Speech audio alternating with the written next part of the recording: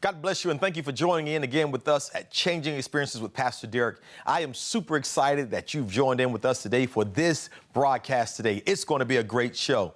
Changing Experiences is about real people sharing real stories and allowing unprecedented access into their lives as living epistles for the glory of God. Changing Experience is an unscripted opportunity to allow God to speak through the real lives of my guests. Today, we are discussing singleness, being saved and single. I promise you, today, you're going to hear what these wonderful young single people have to say. Join in with us. We'll be right back.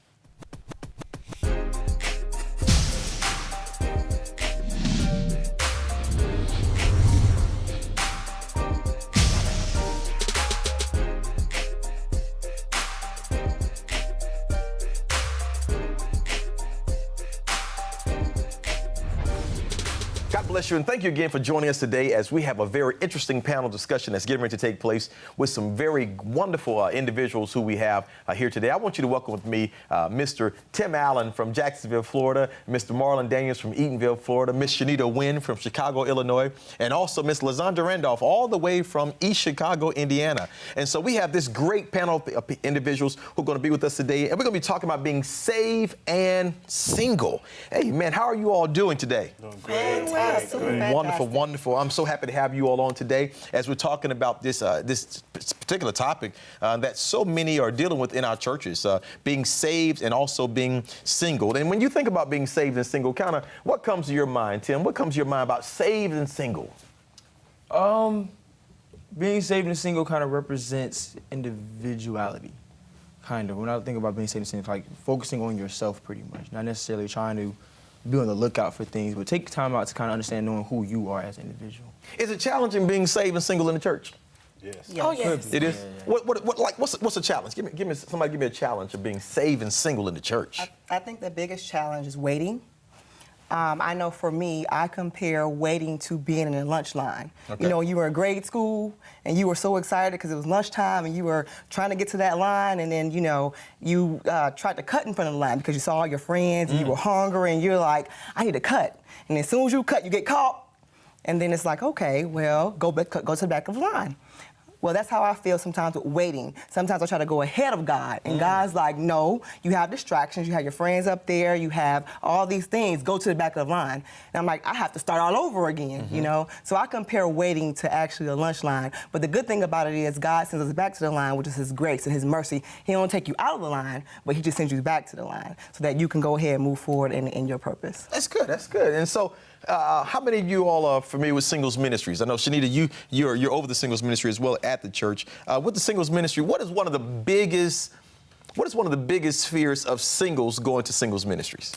Well, the ultimate fear with singles going to singles ministry is that people want to come and hook up. We don't want people to come and just hook up. We want you to come, get to know yourself, get to know other people that are in the same situation as you, and then you guys come together so you all can be strong as one single body. So it's not really a title, and people like to place that title as it being something bad, but it's something that's developing you so that you can be ready and be whole for when it's time for you to be married. That's good, that's good. Because when a lot of people do think about singles ministry, they think about, okay, you single, what's wrong with you? You know, why don't y'all go to hook up? Right. But it's not a place to necessarily hook up for marriage as much as it is a place for us to, I guess, to be ministered to, as well as we're working to be saved and also to stay, to be single and also to stay saved. Exactly. Because that can be a challenge because, you know, especially with the church world, we have so many different restrictions, you know, and also assumptions. If somebody see you out, they see you dating somebody, they automatically assume that, oh, what's going on with this? You know, let's monitor this, let's watch this. And also sometimes there's a lot of pressure. Have y'all found that it's a lot? Is it pressure? Is it a lot of pressure being single? Oh, It's yes. a lot of pressure being single. And what kind of pressure are you talking about, Marlon? Well, the pressure comes from your married friends. You know, we can't take you this place because you're single. You know, just different things like that. But it's all about learning and having a growth in yourself. When you learn about yourself, then you can find that season of finding that right person for you. So I think that's one of the biggest things that challenges me. Learn about yourself. Learn about yourself. And see, I've been married for 13 years now. 13 years, married to one woman for 13 years. Awesome. And as I've been married for 13 years, I've noticed that the game has definitely changed. It had to change. You know, some of the stuff that you all have to worry about, I didn't have to worry about when I was coming up. And, you know, now you all got to find out what's your name. Let me see your birth certificate. Let me see some baby pictures. Let me make sure. Background check. Background checks. Let me make sure that you are who you say you are when I'm getting ready to walk into this covenant relationship with you. How difficult is it now to find good people? Well, I was about to say, you know, you got this big thing now called catfish. You know, people being catfish, you don't really know who that individual is. You know, that person is portraying to be one thing, but then when you actually start the dating scene or getting to know them, now it's like, voila. You know, where did that come from? You know, then it's like the personality, Dr. Jekyll, Mr. Hyde kind of thing. Wow. And I know that like now you all are meeting people different ways than we used to meet. You know, we used to meet people in church. We used to meet people at school. We used to meet people, if we were going to the clubs, we met people, those kind of places. But now, you know, with this online dating, it's gone to a whole different level, and the catfish is real. It's real prevalent, especially when you're talking about that online dating, because you're trusting a social media site to believe that they put up the right picture. That it's not a picture of Tim. You know, I'm not trying to put Tim picture up and say, you know, hey, come meet me. But really, I'm not Tim. I'm somebody else with some other different types of trials that I have. So that can be very challenging because of the fact that you all are meeting on a whole different platform. Why do you think that online dating is so ongoing now? Well, it's easy. Yeah, it's exactly. easy to do. And then with social media, everybody can paint a picture of what, you know, is a quality relationship. So you're like, oh, I'm not in a relationship. I need to be in one. And the reality of it is that it's social media. You can create and be whoever you want to be on there. So it's like, are we really meeting that person? And it's just, I mean, social media is just really big. Media determines a lot of different things. Oh, they broke up this time. Oh, we're together this time. It's a lot of things. So people are basing what they choose for relationships based off of social media because it's the media. It's the biggest thing that's happening right now. It's not making it personable either. Right. I mean, you think about text messaging and social media, Right. You're not hearing that person's voice. You're not being able to hear the tone and really how to communicate. You're going off of a presumption. You don't know if they're really hurting that day. Right. You know, they could be, you know, in a real down place that day, but you can't tell because of social media. People go through and they put whatever they want to be up, and you go from there. I've tried online dating and I wouldn't do it again because exactly that's what happened to me. I was kind of catfished. It wasn't a picture thing, but it was more so, yes, I'm single, and all the pictures that he portrayed was of him and his son, no woman involved, and then come to find out later he was actually in a relationship and living with this person, but you wouldn't even know. Wow. So I definitely wouldn't go off of what's portrayed on social media. I was in the same situation too, so. And it's kind of dangerous when you're dating online because you're meeting somebody you've never seen before. The location becomes very skeptical about where do you meet. Is it a lit area? Is it an area where a lot of people are? Because we're also seeing a lot of people in situations that they're literally finding themselves subjected to domestic violence, and rape cases are happening very strong as well. And it's amazing to me just to see how times have changed so much, where, you know, it used to be where we dated and you had to come and meet the mom, and you had to come and, ask, dad asked you all these questions. And now it's like, she cute, he cute, let's holler. And, and we kind of go forth from there.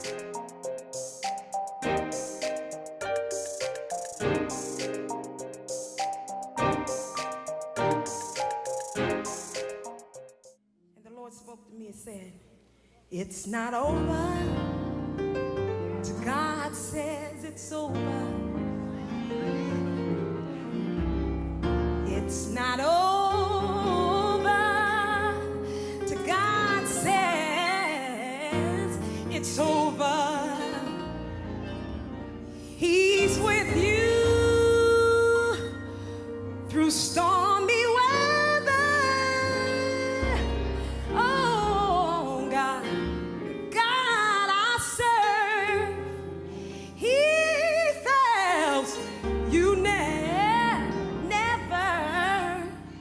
He is a man of his word. It's not over. Just hold on to your faith. Oh, it's not over. Oh, he'll make a way for your escape. Oh,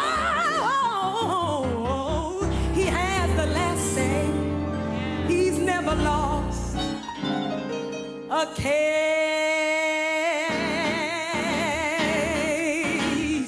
Oh, you cannot go by what it looks like. 'Cause we walk by faith. And not by sight. You must believe in what Jesus said. In what he said. He is a man of his word. It's not over. Hold on to your faith. It's not over. Oh, he'll make a way. For your escape. Never lost a case.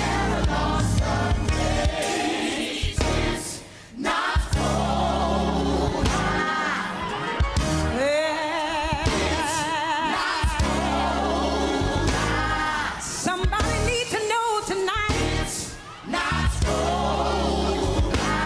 that it's not over until God says it's over. Yeah. Somebody been praying all night long. And you said, is my living in vain? And then you even said, is my praying in vain?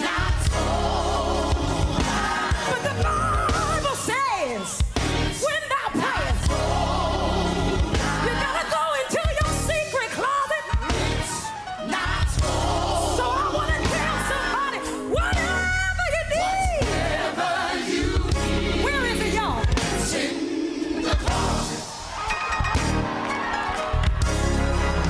Oh, whatever you need. Tell somebody where it is. Now help me tell them to come out of this thing. Oh, hey, I'm coming out. I'm coming out. I'm coming out. I'm coming out. I'm coming out. I'm coming out. I'm coming out of this thing. I'm coming out of this thing. I'm coming out. I'm coming out. I got to come on out. I'm coming out. God said I'm coming out. I'm coming out. Coming out of this thing. I'm coming out of this. It's not over. Bring it on down, y'all. 'Cause they got to hear this. One Sunday morning, I heard my pastor say, you gotta see things that are not as though they were. You gotta see your way out. Come on, y'all, let's tell them what the pastor say. Oh, yeah. You gotta see it before you see it, or you never will see it. Come on, y'all, say it again. You gotta see it before you see it, or you never will see it. Where's my Granny Emmanuel family up in here? Y'all heard that before. Oh, you gotta see it. You gotta see it Thank you, Pastor. before you see it, or you Yeah. never will see it. Now come on, let's help them come on out of this thing. Oh, yeah, you coming out. You coming out, I'm coming out. I'm coming out, We coming out. we coming out, I'm coming out of this thing. coming out of this side. You coming out. You coming out, I'm coming out. I'm coming out, We coming out. we coming out, Coming out of this thing. coming out of this side.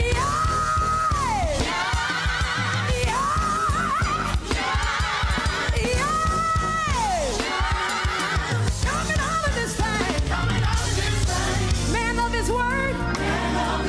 It's not over. It's not over. Hold on to your faith. Hold to your faith. It's not over. It's not over. Oh, he's never Make a way for your lost a escape. case. Yeah. He's never lost a A case. Woo. Yeah.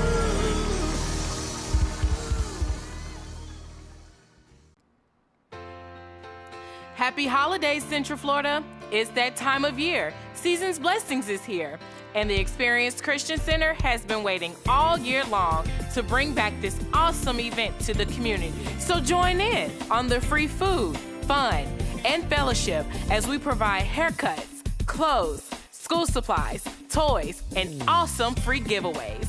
This will definitely be an event you and yours do not want to miss. So don't just meet us there, beat us there on Saturday, December 19th at the John H. Jackson Community Center located at 1002 Carter Street in the beautiful city of Orlando from 9 a.m. to 1 p.m. For more information, contact us at 407-601-6444 or email us at info@eccorlando.com.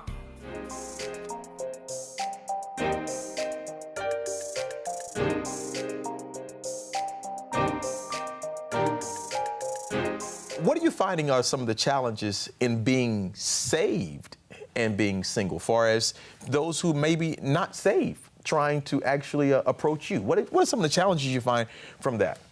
Temptation. Temptation. One of the biggest things. Like you said, because you feel kind of needy. Some people feel needy. You know what I'm saying? So I said, when you find yourself being alone sometimes, I say, you kind of forget your morals as far as what's right from wrong. So you can't just, Friday night, nothing to do, you try to go to the club, try to find somebody temporary to lay with.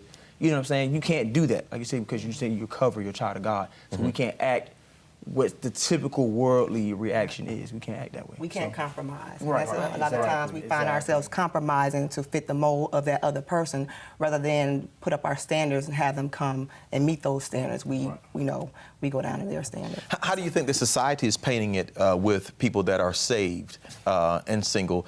Because you're talking about the compromise, and we as Christians aren't to compromise. But we're living in a society that it seems like everything is designed to bring us to a compromising position. Right. So how do you handle that? Because especially when you're finding somebody who is not saved, they know the Lord, they maybe been raised in church, they just haven't converted, they haven't given their life to the Lord. How do you find yourself dealing with those type of relationships where they are not living by necessarily the same standards as you? They might have some of the same morals, but they're not saved. They're sinners still. You are a Christian. How do we find ourselves dealing with that and saying, I'm not going to compromise and not be left out with the circles, as we say? I think the problem is that we try to change a person too. We think that, okay, we're Christians and we're saved and we can pray a person out of a certain thing or we can show them a certain thing, and we don't realize how strong that outside influence is on us, even as Christians. So we have to be very careful of trying to change a person or think that we can change a person, because sometimes that changes us and not necessarily change them, and it doesn't change us for the better like it should. That's good. Marlon, question for you. Where do you go nowadays to find a person? Give me your best recommendations of a place to go and find a person. Best recommendation to find someone. That's very challenging. I can't really think, depending on what your circle is and where your influence is where you would go. Right now, time is now. You hope to meet someone in a church or you hope to meet someone at maybe a house party. But, when you're talking about society, we can't go to the club. You can't go to certain situations because I thought you was a Christian. I thought you was saved. You can't do that because a lot of presumptions is once you become saved, you can't have fun. So that's one of the biggest challenges in society right now is finding that place to be able to actually meet someone. So you try to, go to that house party, you try to go to that cookout or whatever to hopefully meet someone. Hopefully they're compatible to you.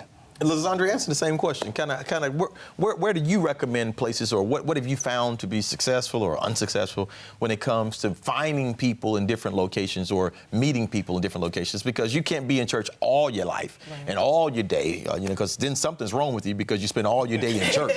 So, where do you kind of what's that outlook, and what's that other place to go and to I understand he who finds a wife finds the good things. I understand those things, but he can't find you if you're locked up inside the house with rollers on your head. So, how is it that that you find that you kind of present yourself? I think you have to know what your interests are and then you go after those interests. And if you're going after your interests, that means that someone else will be there who may have that same interest, and that's how you will meet them. For example, sporting events. If you like football, go to football games. You know, go to basketball games. Of course, there are a lot of men there, and at least you know that you have that one interest, which is sports, and that could possibly strike up a conversation, and you can move on from there. So you definitely have to make yourself visible. So whatever your interests are, go out, you know, for those interests. Whether it's music, you know, go see a band, anything of that nature, and then you will possibly find someone there with that same interest. That's a start. Tim, quick question for you.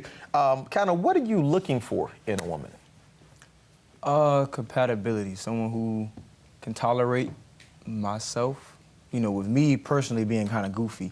Sometimes, yeah. Believe it or not, I'm kind of goofy. Believe it or not, I'm kind of goofy now. But someone who can put up with that, because you know, being goofy, sometimes you don't know when to play and when not to play. So when to be serious and stuff like that. So someone who finds that, and you know, temperament.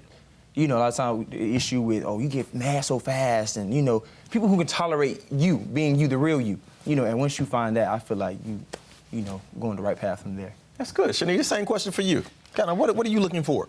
I would have to agree with Tim. It's compatibility, allowing him to see really who I am, us becoming friends, actually getting out, not doing the chill thing. Everybody, can I come over to the house? Let's chill. No, let's actually get out and go on a date. It don't even have to be money spent. It can be walking around Lake Eola, doing things like that, the little things, like, and getting to ask questions like, why are you like this? Why? What are you looking for? What are your goals? Those different type of things. We don't even get to that because we move straight into other things. So I'm like, if you can open my mind and be able to interact with me just talking, then okay, we can move forward. And that's kind of like what I'm looking for. So.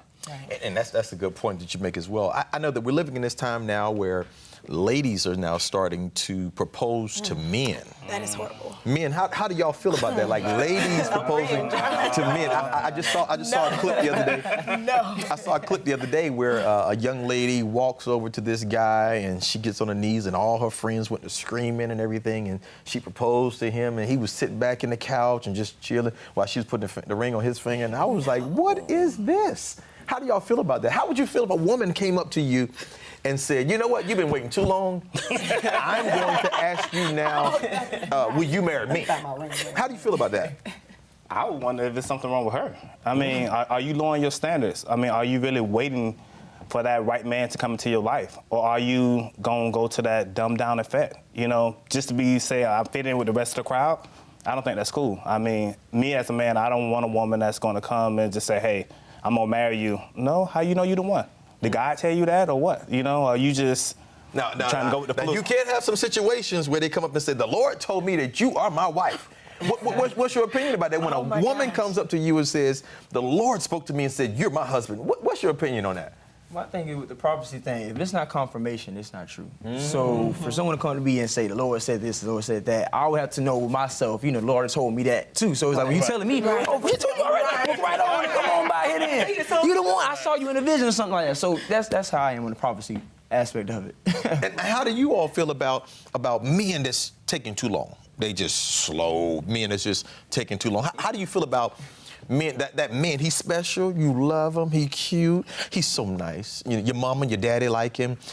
You know, he has all the right manners. He opens the doors and closes the doors for you. He got a good job. How do you feel about that dude that is just not moving along?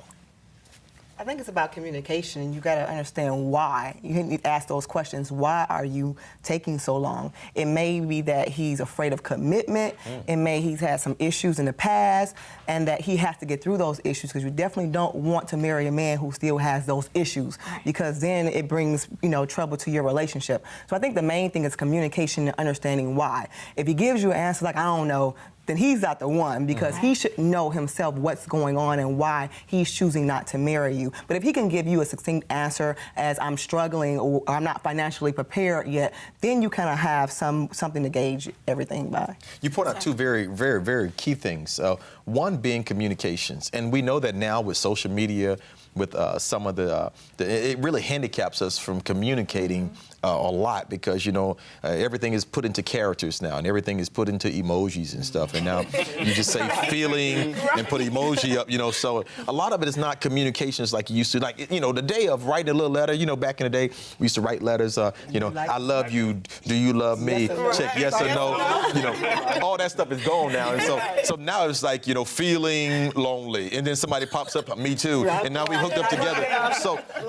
So now in this season, do you think that the way that society is set up, that is really effectively set up for us to have great communication? Oh, no.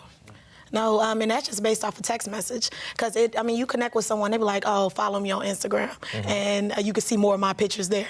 Okay, anybody can create a great picture. It's knowing what are you behind that picture. And it's like, okay, I'm going to text you. Then I'm like, how you doing today? Thinking about you, beautiful. Those are the texts that at least I receive. And I'm like, okay, let's talk on the phone. Let's do something more than just text. Because I don't really know you by text message. I can make a whole thing sound good on text message, but then when we get on the phone, we're like, yeah, so, hey. And it's not really a conversation. Yeah, I'm not fond of those good morning, beautiful texts either. Right. No, I'm not. Wow. And so, fellas, how do you all kind of communicate to women? Marlon, tell me how you kind of communicate to women. What's a romantic, nice, save night with Marlon and some special young lady? What is it like? It could be a variety of things. It could be cooking dinner. It could So you be. cook? I cook. Okay. I like to cook from scratch. What do you cook? Like mutton? And what is Mutton. I mean, mutton is a great dish from another one of our guys talks about oftentimes. I cook it almost anything. My mom taught me how to cook, so I can cook everything from a pot roast, collard greens. I can make a cake from scratch, Italian cream cheese from scratch. You know, just different things. Sell it, You know, I'm just saying. Being able to cook and different things like that. Trying different restaurants. It's more than a Red Lobster. Nothing wrong with a Red Lobster. Nothing wrong with Olive Garden. But go try sushi. Go try some Thai food. Try something different that's outside of the normal chains. I mean, a nice walk. How important is that to you all, ladies, for somebody to be able to cook? Absolutely important. Absolutely Yes. important. I don't cook. I don't either, so how is it absolutely important? I cook spaghetti. I cook some good spaghetti now. I can cook too, but it's nice to have someone to actually cook, and we don't have to go out and actually spend. I mean, that's just, you guys can make something together. That's building bond right there. So, I mean, that's really good. So. Okay, final question for us today, kind of. And when we think about relationships, what is the single most important thing that you're looking for from that other person? What's the single most important thing that you're looking for? And I'm just kind of go around the room real quick. Tim? You want to start with me? Okay. Friendship. Friendship. Like you said, yeah, friendship. Good. Marlon? I'll say compatible. Compatible. Loyalty. Loyalty. Relationship with the Lord. Relationship with the Lord. Awesome. Today we've enjoyed a phenomenal time of talking with some of our panel today about being single and saved, talking about just the issues that are at hand and understanding that just because you're single does not mean that you're literally desiring or searching hard for someone to be a mate with. But I want you to know that God has a person for every person. And if you just wait your turn, I promise you God will deliver to you someone that is designed to bless you. It's a helpmeet, someone to help you accomplish the visions that God has set for your life. And so I want to encourage you today that you can be single and you can be saved all at the same time. If God is on your side, all things are definitely possible. And I thank my panel guests for being with us today on this segment as we've talked about being single and being saved. I believe that there's some great candidates out there. Look at who we had on stage today. God bless you all. Tune in next week for another episode of Changing Experiences with Pastor Derek.